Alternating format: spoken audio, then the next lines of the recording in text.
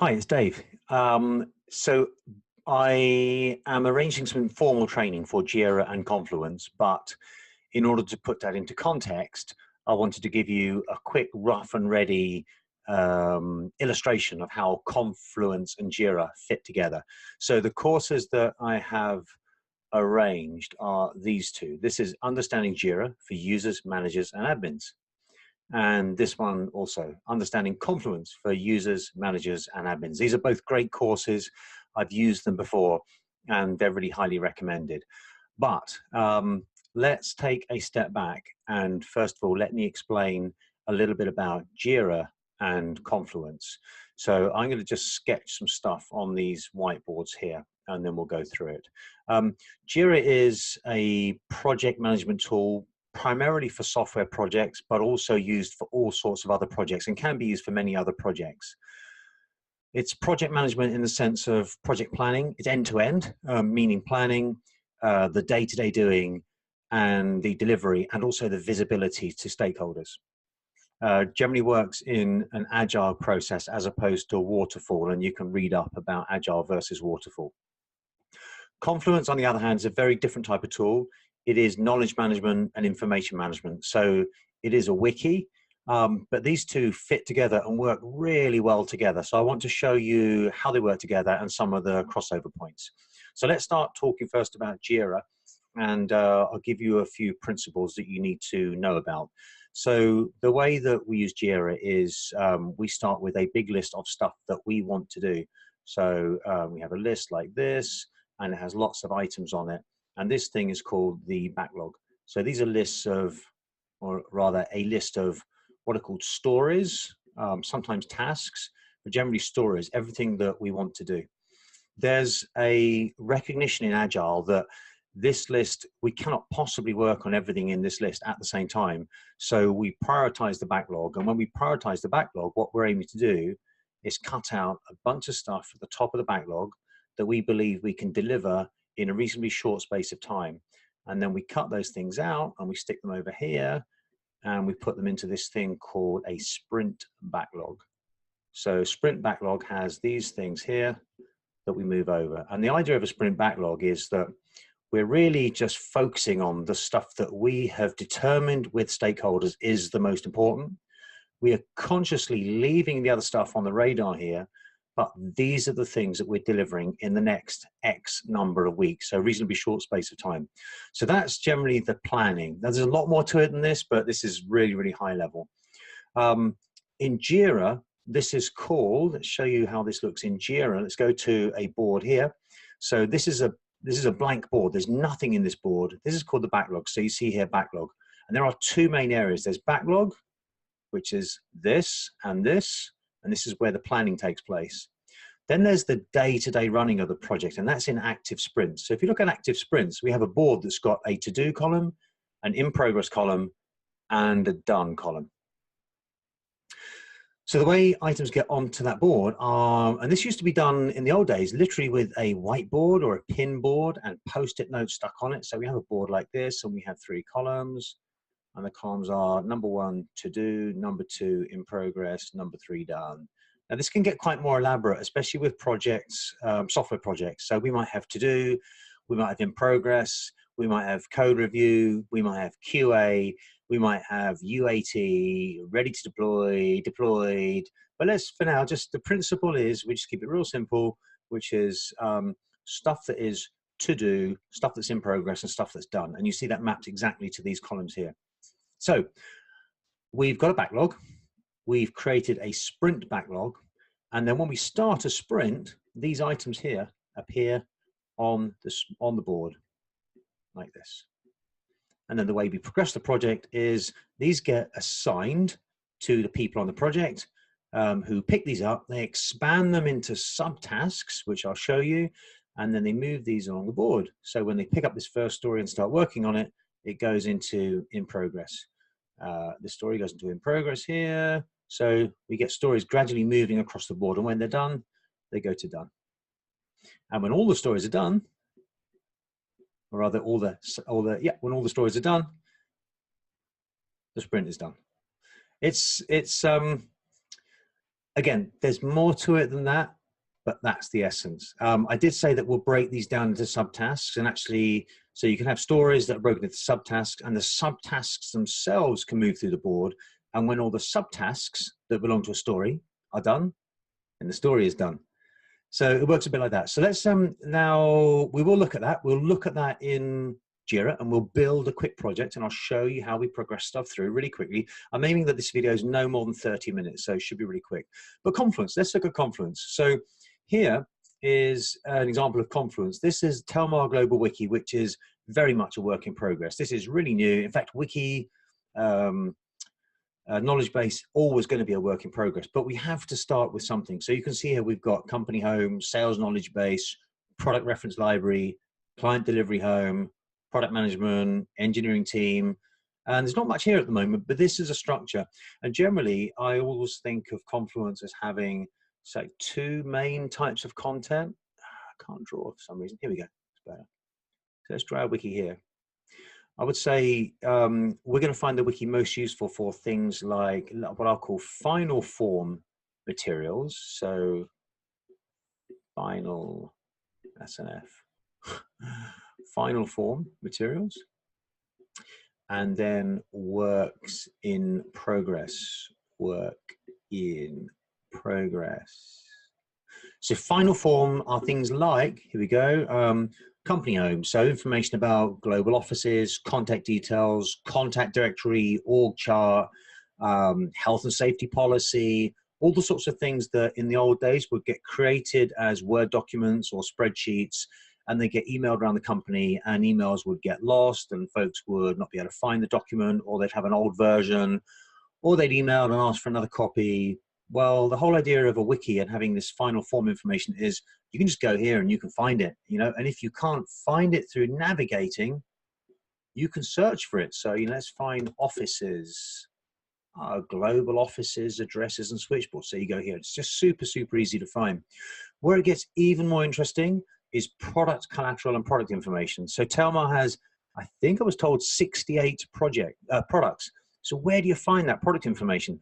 I know that it's stored in various places on the Telmar shared directory. I know that individuals have documents in various stages of readiness.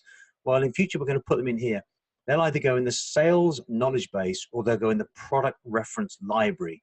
So we need to work out what these categories are. And I suspect that what we start with will not be what we end up with.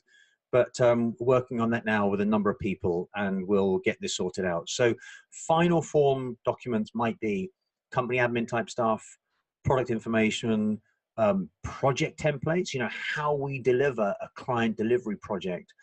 There might be an area in the wiki which is, there's another one over here, let's say it's current implementation projects. So there might be projects. The idea being that any project member, I'm not talking about development of products now, I'm talking about how those projects get implemented. Client A, client B, client C. Where does all that documentation sit today? And how does one go and look and see how client A is doing, where it is in the process? What is the process? Where's the risk register? What's the current task list? All that can be done in Confluence as well. Then there's work in progress stuff. So work in progress stuff, I think of it as specs and any sort of documentation that might go to support these tasks in Jira. So this is where the two start coming together now. So let's imagine we've got a story here that we want to deliver a new feature in a current product. Let's say it goes into the sprint backlog, meaning we're going to work on it in the next phase, and it goes on the to-do board. The chances are that one-liner or two-liner, even with the description attached to it and attachments in Jira, which we can do, and I'll show you, there's probably going to be a whole ton of other documentation that goes with that. So it might be sketches, it might be wireframes, it might be print-ready artwork, it might be HD assets for developers. All that can be stored in this work in progress area. And the beautiful thing about these two tools is that if this is documentation that relates to this story, we can just link the two, which means then that any person working on this story has immediate and ready access to the documentation which supports the story and the very latest version of it, including version control. In fact, there's an even more wonderful thing, which is even more wonderful thing here, which is when that story is done, Let's say it's a new feature that has some UI aspects and some business rules. When that story is done, this documentation here can get turned around and can get made into final form documentation and just dropped in here. So this is really beautiful. Now, there's another way that these two get linked. So I've talked about there's some information that just goes into final form here like this. It's not linked to Jira. So company information, admin information, holiday forms, anything like that. There's product documentation, which can find its way in here. But also now there's, let's say, as these stories progress through in a project, how do stakeholders get to see what's going on? Well, stakeholders can look here. They can look at the board. But this is normally used by engineers and product managers. It's not exactly user-friendly. We can make it user-friendly, but in my experience, senior stakeholders don't generally look at this. Well, we get the chance to do this. We can automate that information of a particular sprint or an individual story or something called an epic, which I tell you about, or even subtasks. And we can automate that into a project page here. So this might be project 1, sprint 1. And you know what? Instead of having to spend 2 hours each week of a project manager updating spreadsheets and sending those around by email, all this stuff just gets automated. I'll actually try and show you some examples of that. So that's the context, and I'm going to get straight on to showing you the tools. So Jira and Confluence. Jira, modern day, very collaborative project management. Confluence, information management, knowledge management, and lots of ways that these two interact together to make our lives simpler, to make work more accurate, to avoid us spending time. And all this together, I like to call a single version of the truth. So the beauty of this is when we're doing end-to-end product management, I don't really want the product managers to be doing specs in one tool. Well, let's go even worse. I don't really want the product managers writing requirements in a spreadsheet. The engineers then copying, pasting that out into something else that they use. Let's say engineering is using Jira. Them having to go back over here to find documents which are stored in shared folders, which may or may not be the most current version of the document. For stakeholders to have other folks spending hours and hours in here trying to create beautiful PowerPoints to show roadmaps and pie charts and status of projects. What a waste of time. These two tools working together in concert can save us tons of time. So there is a lot to learn. Let's put that to one side, and we will first of all dive into Jira very briefly. This is not a substitute for the formal training. This is just some context for you. So this is a new board I've created called Training Project, and I said we'd start in backlog. So this is a project that, let's take a real simple example. I want to organize a party. So this is the backlog. What are the things we want to do? Actually, you know what I need to do? I need to just do something here because I was using this earlier. Right, here we go. Clean backlog. Plan your team's work. The backlog is your team's to-do list. Let's do this. So I want to organize a party. So what are the sort of things I need to do? I want to, well, let's, in no particular order, decide what food I want. While I'm thinking about food, probably going to have to buy the food. Need to make the food. What else? Well, we might need some entertainment, so we're going to book some entertainment. But hang on, before we can do that, we need to decide what sort of entertainment we want. You have to excuse the spelling mistakes here. Let's. You know what? I feel like I need to correct them as I go along.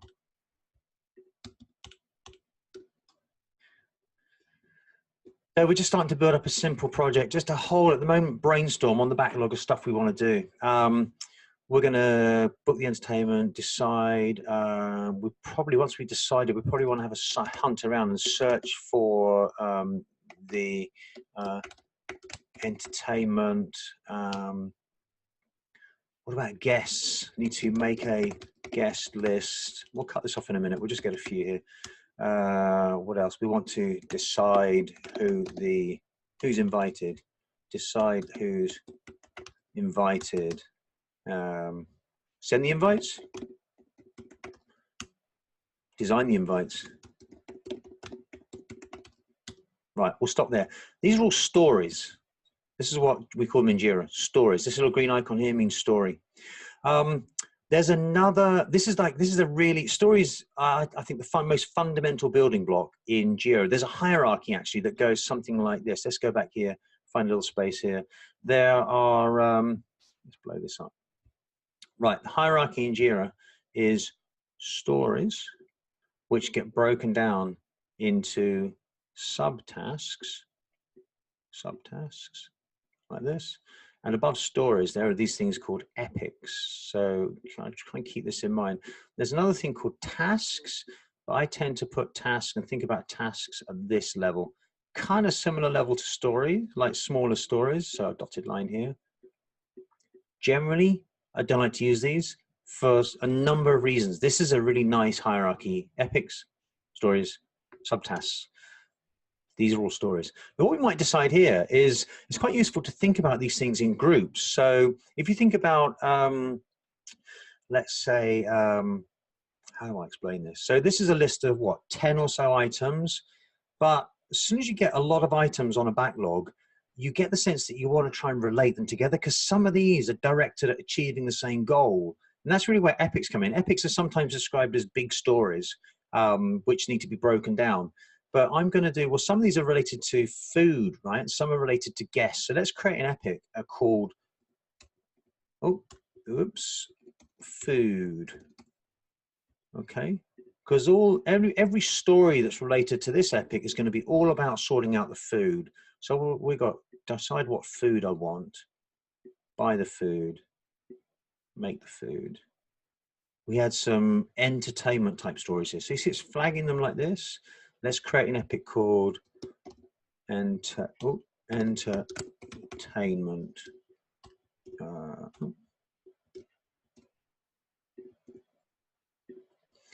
So that's an epic called entertainment. What else we got here? Well, I guess guests or invites. Let's do guests. Guests.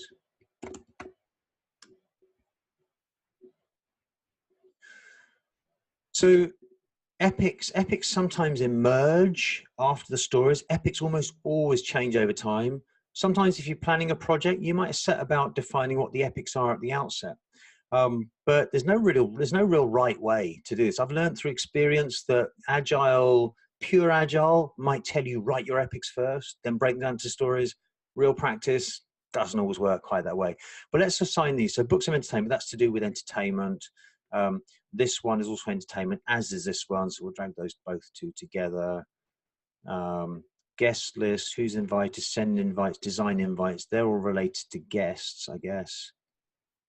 So what this is telling us is that our whole project is really broken down into food, entertainment, guests. You know, there might be another one. Okay, interesting. Venue. Let's do this the other way around now. So as we are exploring this project, this is exactly what happens in a real project. The to-do items come out of it, right? So we were going through this. We thought, right, nothing about venue. So we need to decide on the venue. We probably want to go and see some venues. You know, maybe we want to book venue. So let's associate all those with the epic called venue. Now, what I was going to say was the lovely idea about epics is as we progress through these stories, we're delivering towards the project. But the great thing about having epics like this is we can also see as we're delivering towards the project, we can see how we're doing on the food. Because as we start to knock these off, we might knock this story off and this story off. It's going to show us progress towards this epic. So I'll show you how that works a little bit here. Now, this is all nice and clean. You know, often they won't actually come in quite like that. They won't be as clean as this. These things will be all over the place. And there'll be more and more items being added the whole time. There's something else I want to show you, which is the way that we write these stories. Let's just make a bit more space here. This is not the way I would write stories. I would never want to see stories written like this. And that's because these really are just, there's not enough meaning in these stories to know what they are all about. And more than that, to know why they're on this list and why they're important. So there's a particular way that we write stories, and it's broken up into three parts. There is the who wants this thing, what is the thing they want, and why. And if you have all those three bits of information, you can look at a story at a glance without reading all the details, and you can know who's it for, what is it, why we're doing it. So let's do something like this. Decide who's invited. So the story here really is something like this. So I like to always, so this is about guest list. I like to prefix stories with some parentheses like this, and you'll see why. As this list gets longer, you don't really want to read long stories. You just want to scan your eyes down. So this is going to be, as organizer, I want to decide who's invited, so that I know what size of venue and what catering is needed.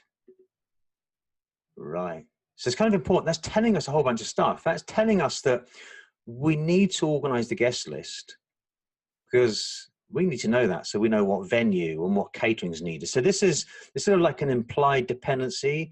Jira doesn't rely upon implied dependencies. There's ways to make dependencies, but I'm not going to show you that now.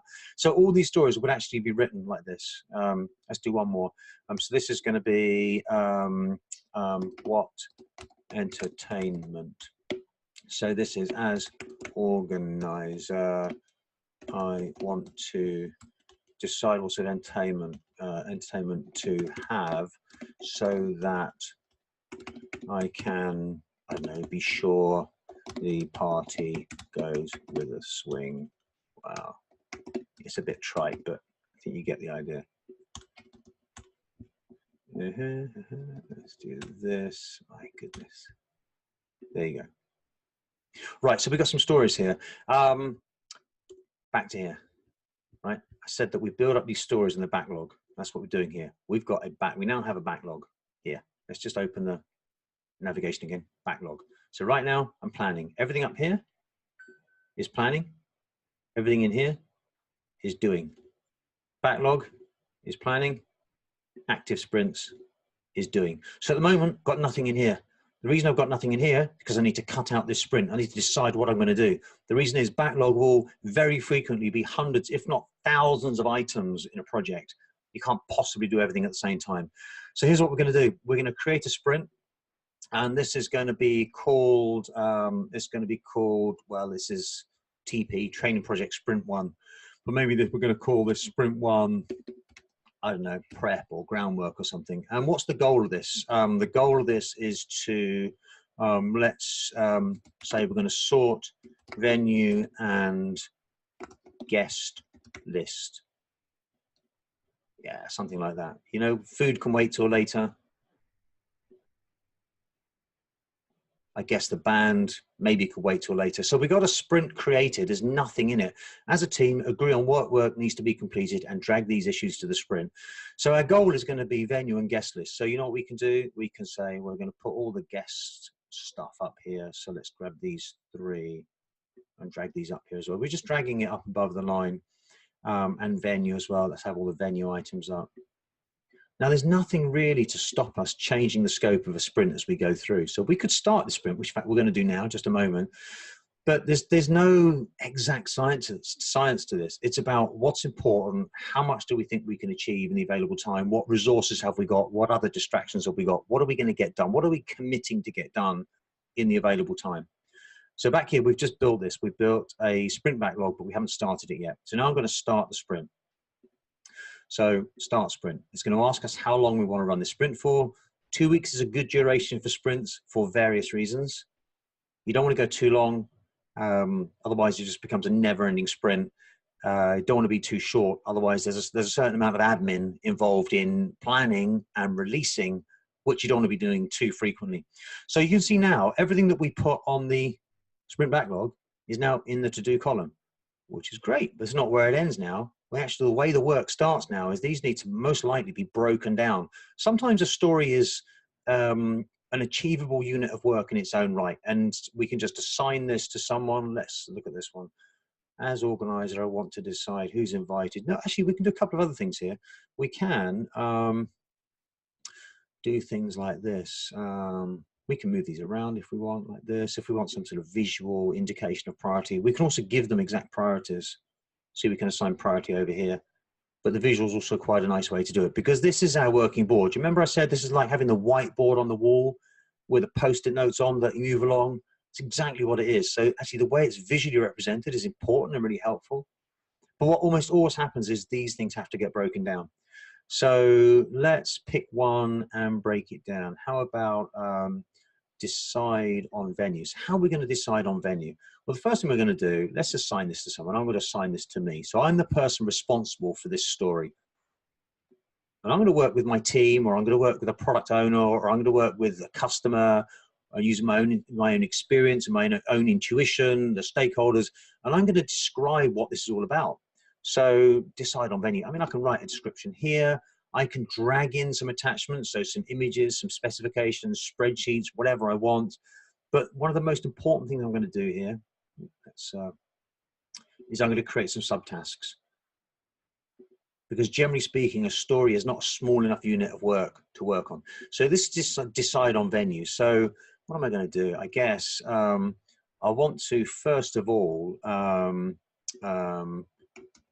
Google what's in my area. So you see it's now created a subtask under this story. Let's create another one. I might go see a few. And you know what might happen as I work through this story, these things might get more specific. So I might add an additional subtask, which is go and see the empire. You know, as I work through the story and the apparent work, or rather the work becomes apparent, I get more specific. So I'm going to go and see the empire as one venue, and maybe I'm going to go and see the, you know, whatever the other venue is. So I don't always know these things at the start of the sprint, but this is why I break them down into subtasks. Now, decide the venue. What's in my area? Go see a few. Maybe I went to a great party last year with someone, so I'll go and chat with Peter and find out Peter and find out about his venue last year. So I'm just, you see the principle. I'm just breaking out this story into subtasks. Now, the effect of that is that if I go back to the active sprints, the board, remember, going back to this board here, things have changed a little bit. Let me do something up here. Collapse all swim lanes. Right. We had a big list here before, but now we haven't. And that's because this story, number TP33, decide on venue, has some subtasks under it. All the other issues, the other stories that don't have subtasks are still here. They're just down here. So generally what I expect is that these will all get blown out. What can sometimes happen is that subtasks, although I own the top story here, subtasks might get assigned to different members of the team. So, you know, I might assign this to Jeff Max, for example. Now, the effect of this is he's going to get an email telling him this has been assigned to him. I probably wouldn't do that without speaking to him first. In this case, he's going to get it. He'll wonder what the hell is going on. Jeff, if you're watching this, that's what happened. And maybe I'm going to go and do this one here. So this is going to be assigned to me, etc. Okay, so let's just take stock where we are. We have a backlog for the project, and stuff will be added to this the whole time. We are continuously grooming the backlog and reprioritizing. We're making a sprint. Even while this sprint is in progress, backlog's still being groomed and reprioritized, and new stuff's being added, new requirements are coming in, bugs are found. So this thing's growing and evolving the whole time. We're now into here, we're doing work. So what happens when we actually do work? So I'm going to pick this story up, or this story, I'm going to pick this task up and I'm going to start working on it. So I'm going to move it to in progress. Now, what that means is actually the parent story is now in progress. Now, here's a little thing. Jira doesn't automatically change the status of the parent story, but I'm going to do that now. I'm going to mark the parent story. This is the parent story, remember, with the subtasks in progress. Now, what that's going to do is when I go back to active sprints, you're going to see it's in progress. So it's quite a useful thing to get a look at this board. You know, you can collapse this board. Let's move me out of the way again. And actually you get this wonderful view of what's in progress, what's done. And as we move through this story, you know, here, more things go in progress. Some things get done over the course of time. Ultimately, what happens is when all these tasks are done, progress done, Jira is going to say, hey, all the subtasks are done. Do you want me to mark the parent story as done? So we'll say, yes, please. We'll update that. And that's done. Again, we're looking at the board. We're seeing that this is done. These are still in play. Maybe this one's now in progress, and maybe this one's in progress as well. And we've broken these up into subtasks. But look at the backlog now. Look what's happened. Look what's happened to our sprint backlog. Not our product backlog, not all the other stuff we're not doing, but our sprint backlog. See, this one's marked as done. What Jira will also do is, I'm not showing here, but we can estimate these stories, and Jira will show us number of story points done or estimates done, in progress, and to do. There's also some fabulous reporting, but I'm not going to get into that here. Now, in order to keep this video short, I definitely won't cover everything by far. I did say I wanted to show you how these two are linked. So let me show you that. We spent a lot of time we spent all the time so far in Jira, but let's look at Confluence, and let's particularly look at this work in progress area. So let's go to design the invites. Okay, so this is a story, design the invites, and let's say this is a story that I'm working on, design the invites. And I think I said to you, yeah, I said, you know, we might be creating specs here, and these will be linked to the story. So let's do that, design the invites. Now I'm going to go to my Telmar Global Wiki, and I'm probably going to go to my product management home, and under here, I'm probably going to have new product developments, maybe something like that, or new specs. That's where I'm going to build the specs. But for now, I'm going to do it in here, this little temp miscellaneous area. So I'm going to go here, and I'm going to create a page, and this is going to be called My Party Invites. So let's create this page. My Party Invites, done. And I like to always, as good practice, put let me just show you how I did that. This is a type of panel called a tip. Curly bracket brings up macros. You can also do it from up here. Macros, TIP, TIP, tip. This page, oh geez, this page assembles my invites, specs, and designs and ideas for reference, something like that. Now what I can do here, so how am I going to design my invites? Now I could, let's go back to Jira. I could do that all here. You know, I could add a description. I can do some kind of cool formatting, you know, with bullets and bold and colors and all that sort of stuff. And that's all fine. And I can add attachments here, which is good because everything's at my fingertips. But often when we're designing, especially software, the documentation work, it's not best done in Jira. It's often best done in Confluence, because do you remember I said we want this to be accessible to people that may not be working day to day in this board. I'm working with a product manager or a client or a biz dev person, maybe an external designer. Also, at some point, I probably want to turn this information around and make it customer facing. I'm going to sanitize it, clean it up. Instead of duplicating, we'll try and keep everything in one place. Remember that idea of single version of the truth all the way through?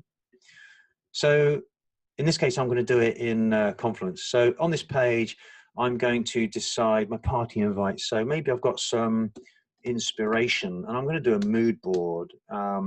Maybe I'm going to actually get the designs. I'm going to put the designs in here. Maybe, who's my designer? So let's make these headings. Nice to use the formatting here.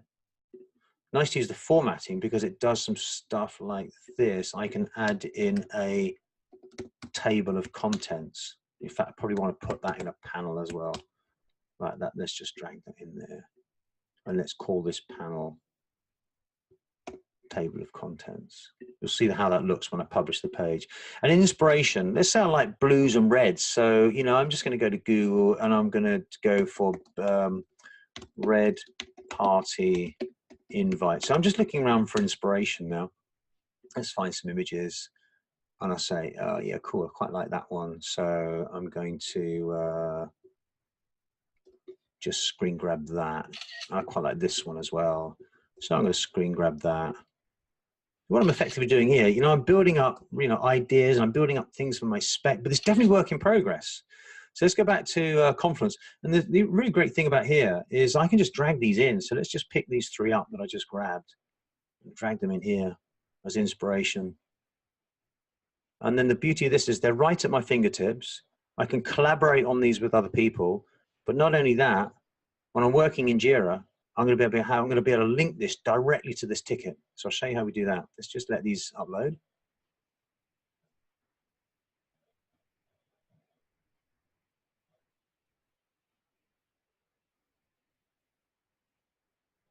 Yeah, I think 2's in. Oh, there we go. Done. Good. Is that done? Done. Great. Designs. You know, I could drag PDFs in here as the designs evolve. I could send them out to my designer. You know, my designer is John Jones. I'll put his address in here. I'll put his phone number in here.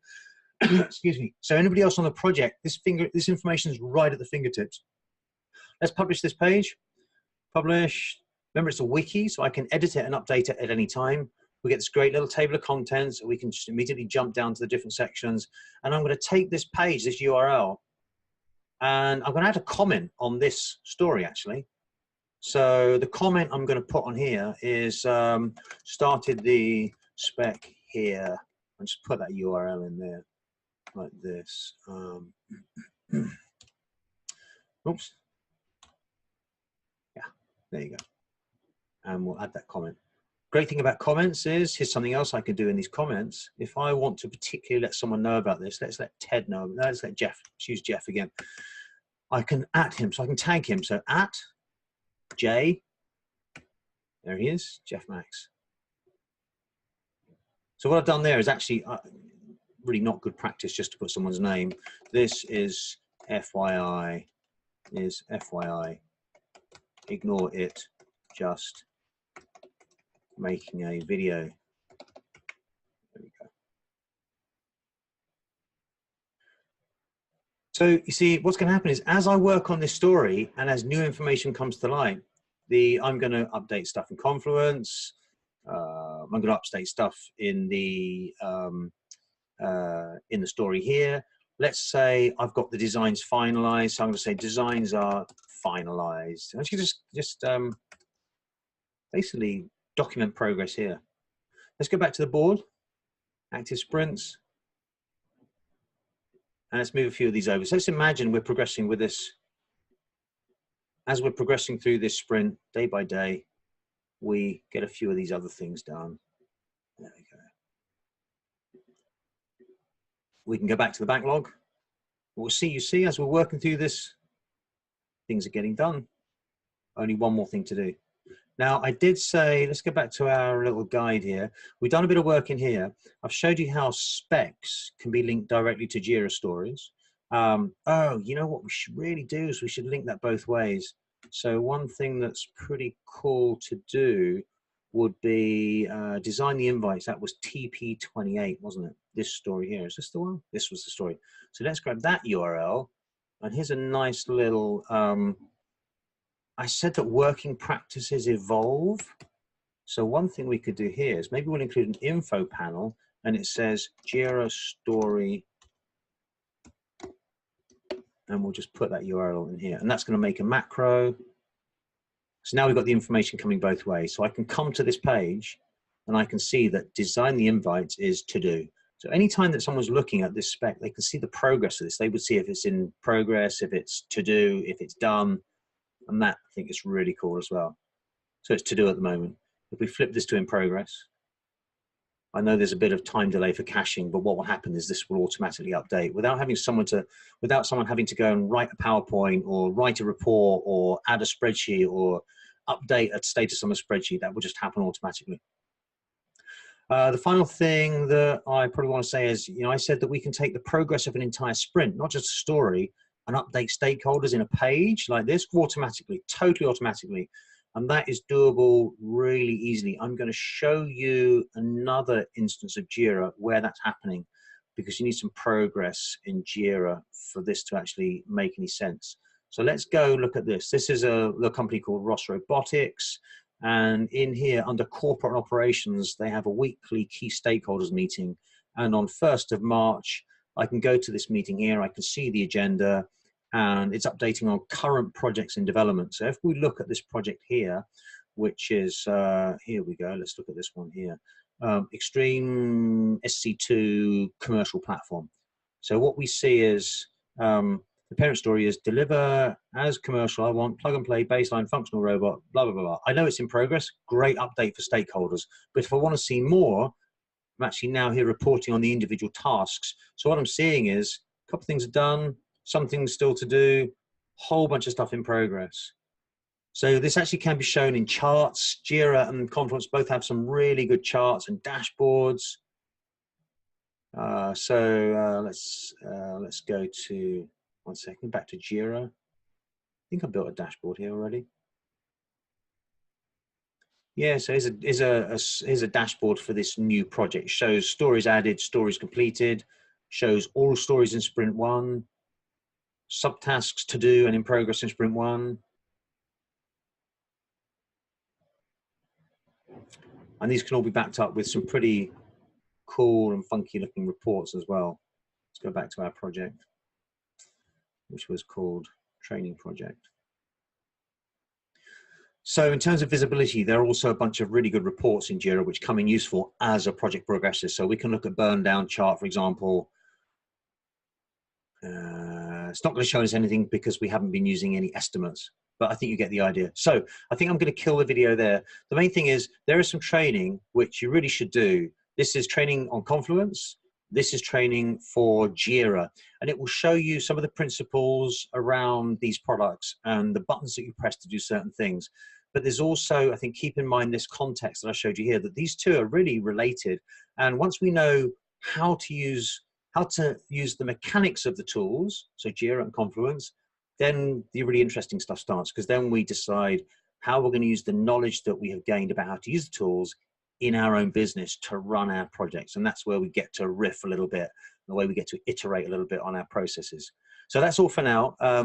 I really seriously encourage you to get that training done quickly, because we want to start using these new tools as soon as possible. It's going to make our lives a lot easier, but there's a little hump of knowledge and information that we have to get over first. So thanks very much for taking the time to watch this video, and we'll speak face to face as well.